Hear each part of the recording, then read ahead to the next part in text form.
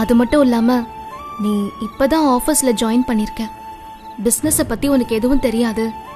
அதனால்தான் நீ தப்பு பண்ணிட்டேன்னு ஆகாஷ் புரிஞ்சுக்கிட்டார்ல. அப்புறம் என்ன? ஏன் இன்னும் அதே நினைச்சு இப்படி ஃபீல் பண்ணிட்டு இருக்க? ஆகாஷ் பெருந்தன்மையா அப்படி சொல்லிட்டாரு. ஆனா ஆண்டாள் பாட்டி என்ன திட்டினதும் சொன்னது கரெக்டு தானே? அந்த பாட்டி சொன்ன மாதிரி நான் உண்மையிலே முட்டாள் தான் தின்றேன். எனக்கெல்லாம் 30 லட்சங்கிறது எவ்வளவு பெரிய பணம். அவ்வளவு பணத்தை நான் அசால்ட்டா லாஸ் பண்ணிட்டேனே. இது எவ்வளவு பெரிய முட்டாள்தனம். நான் 5க்கும் 10க்கும் கஷ்டப்பட்டவன். இப்போ 30 லட்சத்தை நான் தொலைச்சிட்டு வந்து நிக்கிறேன். அந்த மேனேஜர் என்னதான் வற்புறுத்தி இருந்தாலும் நான் அந்த டாக்குமெண்ட்ல சைன் போட்டிருக்க கூடாது. இந்த விஷயத்த ஆகாஷ் சாதாரணமா எடுத்துக்கிட்டது அவரோட பெருந்தன்மையை காட்டுது. அது உண்மையிலேயே ரொம்ப வலிக்குது தென்ற. ஆகாஷ் கோவப்பட்டு என்ன 2 அரை அரைஞ்சிருந்தா கூட எனக்கு கொஞ்சம் ஆறுதலா இருந்திருக்கும். ஆனா பெருந்தன்மையா மன்னிச்சு விட்டா இருப்பாரு. அது ரொம்ப வலிக்குது தென்ற.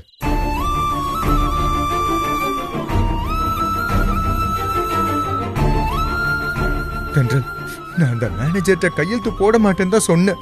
அந்த ஆள் தான் திரும்ப திரும்ப சார் கையெழுத்து போடுங்க சார், நீங்கள் இந்த கம்பெனில பார்ட்னர் தானே, உங்க மூலமா இந்த கம்பெனிக்கு பெரிய லாபம் வந்தா நல்லது தானே, கண்டிப்பா லாபம் வரும், அப்படி இப்படி நீ என்ன தேவையில்லாம கன்ஃபியூஸ் பண்ணிட்டேன் தென்றல். அதனாலதான் நான் கையெழுத்தே போட்டேன். உண்மையிலேயே நான் சொல்றது உண்மைதான் தென்றல். தயவு செஞ்சு நீயாவது என்ன நம்புறியா? சித்து, இந்த உலகத்துல நான் உன்னை தவிர வேற யாரை நம்புவேன்?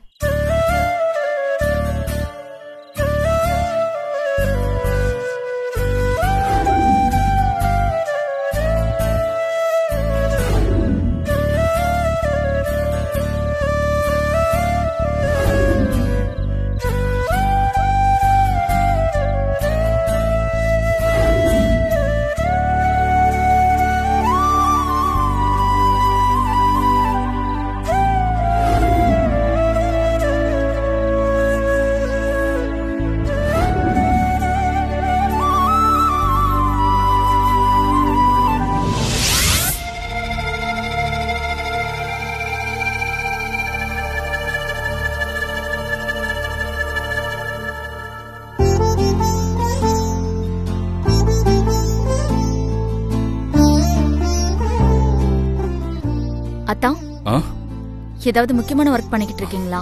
அப்படிலாம் ஒண்ணும் இல்ல.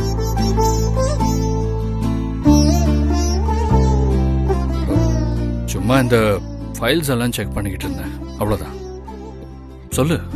நான் உங்ககிட்ட ஒண்ணு கேட்கணும். ஏய், என்ன பெர்மிஷன் எல்லாம் கேட்டுட்டு இருக்க? என்ன விஷயம் சொல்லு. 30 லட்சங்கிறது எவ்வளவு பெரிய பணம். அவ்வளவு பணம் சித்து மாமா தெரியாம பண்ண தப்பால லாஸ் ஆயிடுச்சு. ஆனா நீங்க அதை நினைச்சு கொஞ்சம் கூட ஃபீல் பண்ணாம சாதாரணமா எடுத்துக்கிட்டீங்களே, உண்மையிலேயே உங்களுக்கு வருத்தம் இல்லையா? நிலா, ஒரே நாள்ல 30 லட்சம் போயிடுச்சுன்னா எல்லாருக்குமே கஷ்டமா தான் இருக்கும். அந்த வருத்தத்தை நான் சித்து கிட்ட காட்டி என்ன ஆக போகுது சொல்லு. சித்து என்ன வேணும்னா அப்படி செஞ்சாரு, தெரியாம செஞ்ச தப்பு தானே. சித்துவை பொறுத்த வரைக்கும் பிசினஸ்னா என்னன்னே தெரியாது. எஃப்எம்ல ஆர்ஜேவா ஒர்க் பண்ணிட்டு இருந்தாரு. நான் தான் அவரை கம்பல் பண்ணி நம்ம கம்பெனியில பார்ட்னரா சேர்த்துக்கிட்டேன். ஜாயின் பண்ண கையோட பிசினஸை பத்தி எல்லாத்தையுமே தெரிஞ்சுக்க முடியுமா என்ன? எல்லாத்தையும் போதானே தெரிஞ்சுப்பாங்க.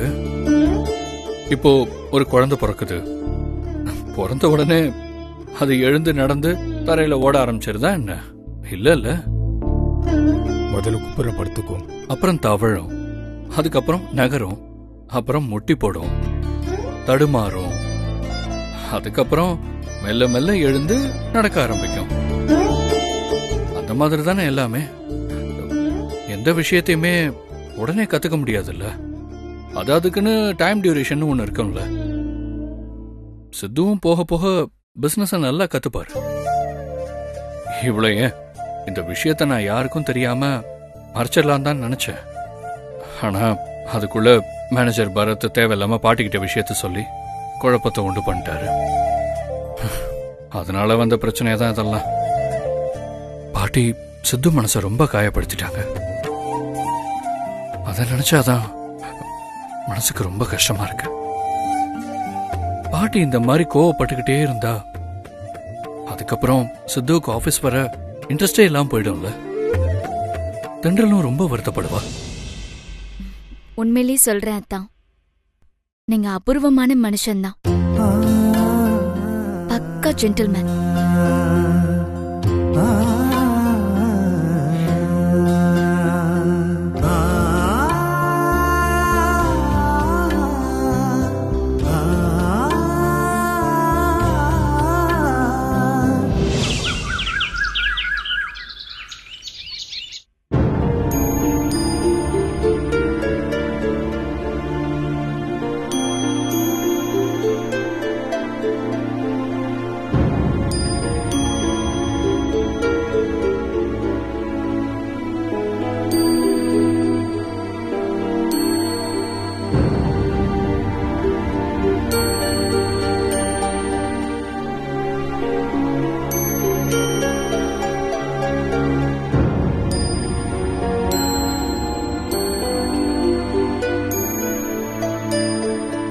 என்ன சித்து ஆச்சரியமா இருக்கு? வழக்கமா நான் தான் முதல்ல எந்திரிப்பேன். உன்னை எழுப்புறதுக்கு நான் பெரிய போராட்டமே பண்ண வேண்டியிருக்கும். இன்னைக்கு என்னடானா எனக்கு முன்னாடியே நீ எந்திரிச்சிட்ட. எப்படி இதெல்லாம்? தூங்குனாதானே எந்திரிக்கிறதுக்கு.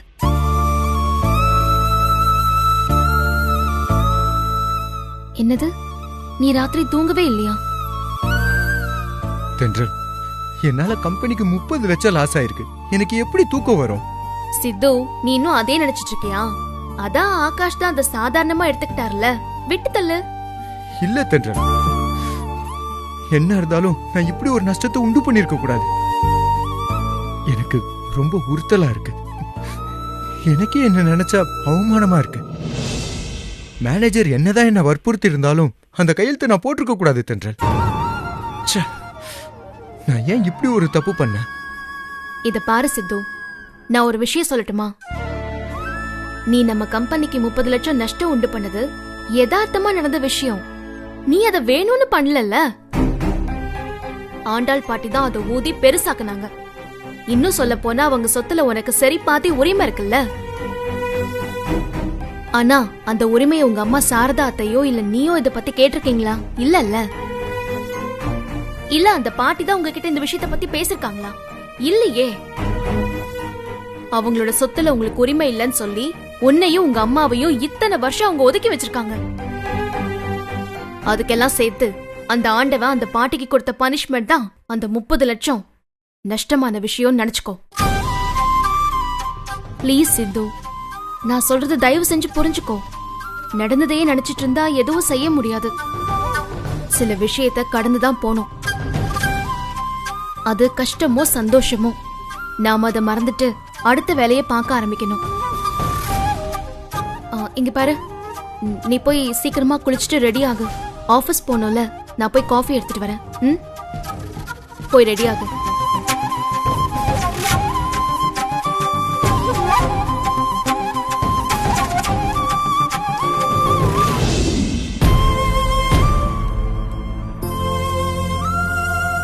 அக்கா, என்னக்கா ஏன் காலங்கத்தால ஒரு மாதிரி டல்லா இருக்க?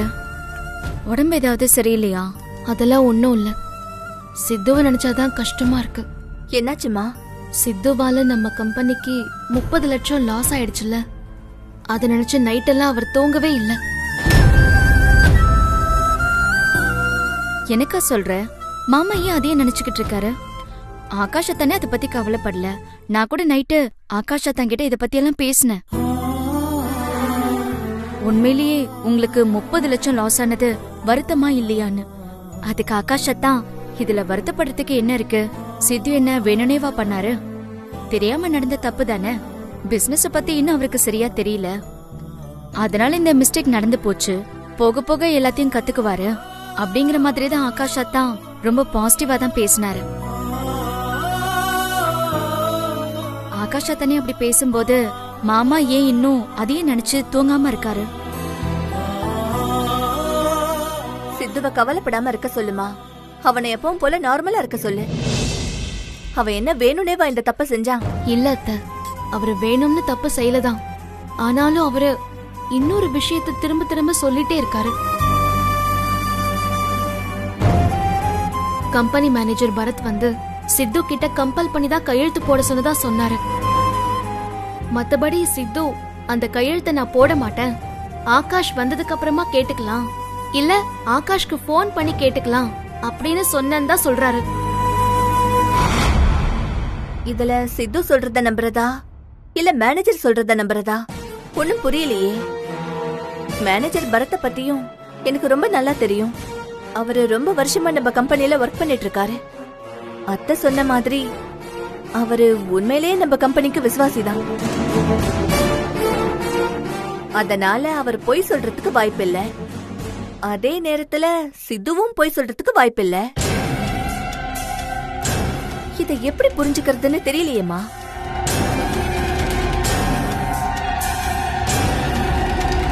ஒருவேளை மேனேஜர் பரத்த வேற யாராவது மிரட்டி அவர் மூலமா சித்து கிட்ட கையெழுத்து வாங்கிருக்கலாம்ல.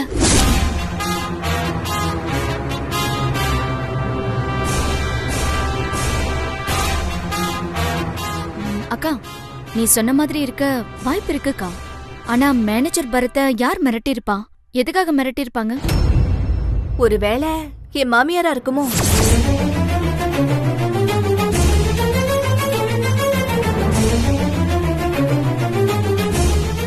அத்தை, நீங்க எதை வச்சு சொல்றீங்க?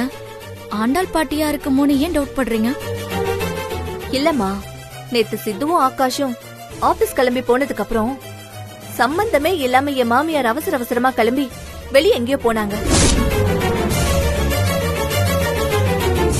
அதுவும் கார்ல இல்ல, ஆட்டோ பிடிச்சு போனாங்க.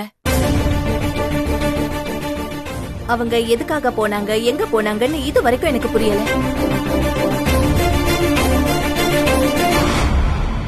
ஒருவேளை அவங்க வேணும்னே சித்து பேரை கெடுக்கிறதுக்காக அந்த மேனேஜரை பார்த்து அவர்கிட்ட இந்த மாதிரி எல்லாம் செய்ய சொல்லிருப்பாங்களோன்னு எனக்கு தோணுது. கண்டிப்பா நீங்க சொல்ற மாதிரி நடக்கிறதுக்கு வாய்ப்பு இருக்கு. ஆண்டாள் பாட்டி அப்படிலாம் செய்யறவங்க தான். கரெக்ட் தான். ஆனா இது அவங்க தான் செஞ்சாங்கன்னு நம்ம எப்படி ப்ரூவ் பண்றது? இவளுங்க 3 பேரும் நம்மளாலதான் இந்த விஷயம் நடந்திருக்குன்னு கரெக்டா கெஸ் பண்ணிட்டாளுங்களே. ஐயோ, இவளுங்களுக்கு எந்த ஒரு விஷயத்திலையும் சந்தேகம் வந்துட்டாலே அந்த சந்தேகத்தை எப்படியும் கிளியர் பண்ணிடுவாளுங்களே. இப்ப என்ன பண்றது? சொல்லுங்கம்மா. பரத், நான் சொல்லித்தான் சித்து கிட்ட நீ அந்த டாக்குமெண்ட்ல கையெழுத்து வாங்கியிருக்கேன்னு என் வீட்டுல எல்லாரும் சந்தேகப்பட ஆரம்பிச்சிட்டாங்க. என்னம்மா சொல்றீங்க?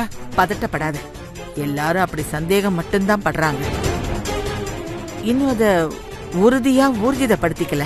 அதனால ஆகாஷ் இது விஷயமா உன்கிட்ட ஏதாவது கேட்டான்னா அப்படிலாம் எதுவும் கிடையாது, சித்துதான் ரொம்ப கம்பல் பண்ணி டாக்குமெண்ட்ல கையெழுத்து போட்டான், நான் கூட வேண்டான்னு தான் சொன்னேன், அப்புறமா பாத்துக்கலாமேன்னு நான் எவ்வளவோ தடுத்து பார்த்தேன், ஆனா சித்து கேக்கல. இந்த கம்பெனிக்கு நானும் ஒன் ஆஃப் த பார்ட்னர் தானேன்னு சொல்லி நான் ஏன் கையெழுத்து போடக்கூடாது அப்படி இப்படின்னு வாக்குவாதம் பண்ணி உன்னை ரொம்ப வற்புறுத்தி அந்த டாக்குமெண்ட்ல கையெழுத்து போட்டான்னு ஆகாஷ் நம்புற மாதிரி சொல்லிடு. புரியுதா? சொல்றேன் மேடம். அவங்க எல்லாருக்கும் நீங்க சொல்லிதான் இந்த காரியத்தை நான் செஞ்சேன்னு டவுட் வருதுன்னு சொல்றீங்க. அதான் எனக்கு கொஞ்சம் பதட்டமா இருக்கு மேடம். அதான் பயப்பட வேண்டான்னு சொல்றேன்ல. ஆகாஷ் கேட்டா நீ அவங்கிட்ட நான் சொன்ன மாதிரி சொல்லு, அதுக்கப்புறமா உனக்கு எந்த பிரச்சனையும் வராது. இல்ல மேடம், எனக்கு என்னமோ ரொம்ப பயமா இருக்கு. நீங்க சொல்லிதான் நான் இதை செஞ்சேன்னு ஆகாஷ் சார் மட்டும் கன்ஃபார்ம் ஆயிடுச்சுன்னா அவர் என்ன வேலையை விட்டு தூக்கிடுவார் மேடம். உனக்கு வேலை போகாம இருக்க நான் உத்தரவாதம் கொடுக்கறேன். நீ அதனால அத பத்திலாம் யோசிச்சு கவலைப்பட வேண்டாம். சித்து தான் உன்னை கம்பல் பண்ணி அந்த டாக்குமெண்ட்ல கையெழுத்து போட்டான்னு ஆகாஷ எப்படியாவது நீ நம்ப வை. அத விட்டுட்டு தேவையில்லாம பயந்துகிட்டு நான் சொல்லித்தான் நீ சித்துவ கையெழுத்து போட வச்சேன்னு உண்மைய ஒத்துக்கிட்டேன்னு வெயி, ஆகாஷ் என்ன எதுவுமே செய்ய மாட்டான். ஆனா உன்னை கண்டிப்பா ஜெயிலுக்கு அனுப்புவான். அதனால நான் சொன்ன மாதிரியே ஆகாஷ எப்படியாவது சமாளி. அப்பதான் நீ உன் வேலைய மட்டும் இல்ல, உன்னையே காப்பாத்திக்க முடியும். புரியுதா? சரி, நான் அப்புறமா கூப்பிடுறேன். வை.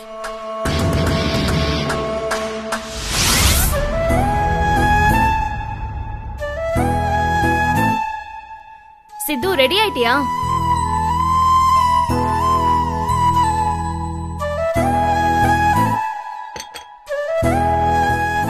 சித்து, என்ன இன்னும் குளிக்கவே இல்ல? சித்து, சீக்கிரமா குளிச்சுட்டு ஆபீஸ்க்கு போ. ஆகாஷ் எப்பவோ கிளம்பி போயிட்டாரு. எனக்கு ஆபீஸ் போகணும்னு தோணல. ஏன்? என்ன தென்றல் இப்படி கேக்குற? நான் எவ்வளவு பெரிய நஷ்டத்தை உண்டு பண்ணிருக்கேன். என்னால எப்படி திரும்ப ஆபீஸ் போக முடியும்? திரும்ப திரும்ப நீ அத பத்தியே யோசிக்காத. அது முடிஞ்சு போன விஷயம். உன்னால ஏற்பட்ட நஷ்டத்தை நீயே சரி பண்ணணும்னா நீ கண்டினியூவா ஆபீஸ்க்கு போகணும். நீ அங்க போய் பிசினஸ் விஷயமா எல்லாமே தெளிவா கத்துக்கோ. அதுக்கப்புறம் நீயே ஆகாஷ்க்கு சொல்லி தருவ. பிசினஸ்னா இப்படிதான் இருக்கணும், இப்படிதான் நடத்தணும் அப்படின்னு. எனக்கு உன் மேல நம்பிக்கை இருக்கு. தேவையில்லாம மனசை போட்டு குழப்பிக்காம தயவு செஞ்சு கிளம்பு. சித்து, ப்ளீஸ் எனக்காக கிளம்பு. நீ இப்படி சொன்னா கேட்க மாட்ட. வா வா, சொன்னா கேளு. வா.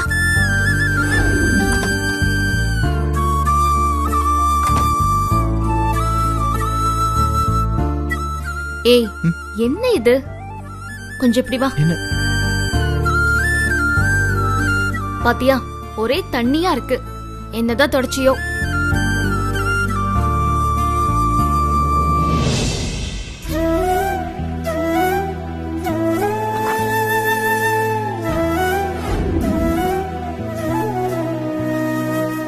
ரெடி ஆயாச்சுல? கீழே போய் சாப்பிட்டு ஆபீஸ்க்கு கிளம்பு. வா.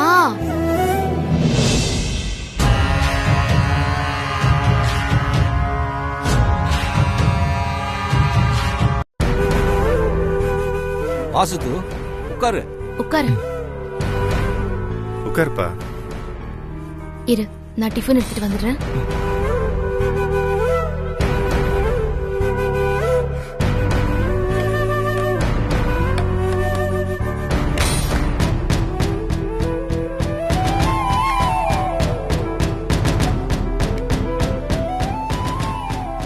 சித்து, இப்படியே எவ்வளவு நேரம் உட்கார்ந்திருப்ப? சீக்கிரமா சாப்பிட்டு கிளம்பு. வேணா நான் ஊட்டி விடட்டுமா? நானே சாப்பிடுறேன்.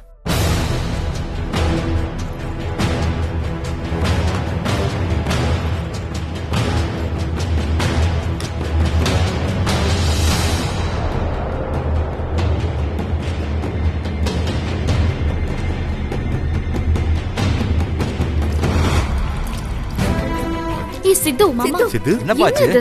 ஒரே இட்லி தான் சாப்பிட்டிருக்க. இன்னும் கொஞ்சம் சாப்பிடலாம்ல? இல்ல தென்றல், எனக்கு போதும். சித்து, ஒன்னும் கவலைப்படாதப்பா. நேத்து நடந்ததெல்லாம் மறந்துட்டு இன்னைக்கு புதுசா ஆபீஸ் போற மாதிரி நினைச்சு போயிட்டு வாப்பா. போயிட்டு வா.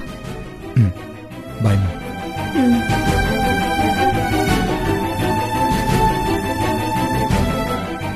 நெல்ரா,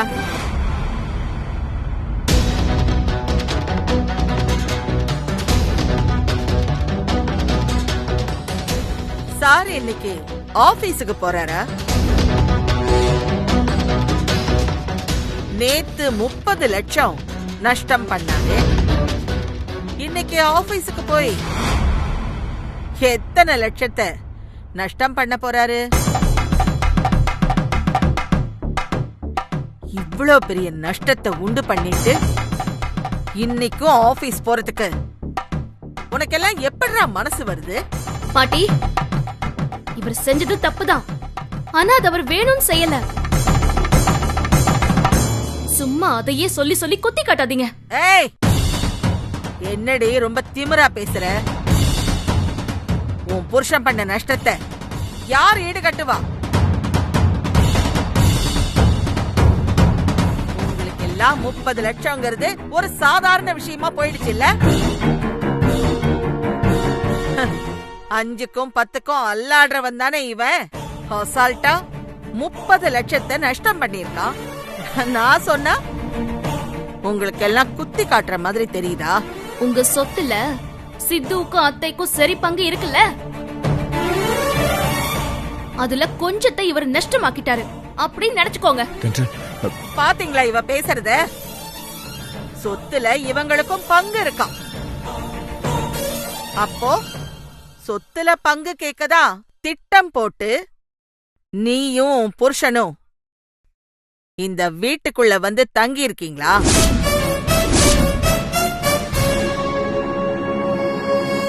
இப்படி ஒரு திட்டத்தோடு தானே என் பேரன் ஆகாஷை ஏமாத்தி கம்பெனியிலயும் இவனை பார்ட்னரா சேர்த்து விட்டிருக்கியா? நல்லா இருக்குடி உன் திட்டம். யார் சொத்தை யார் உரிமை கொண்டாடுறது?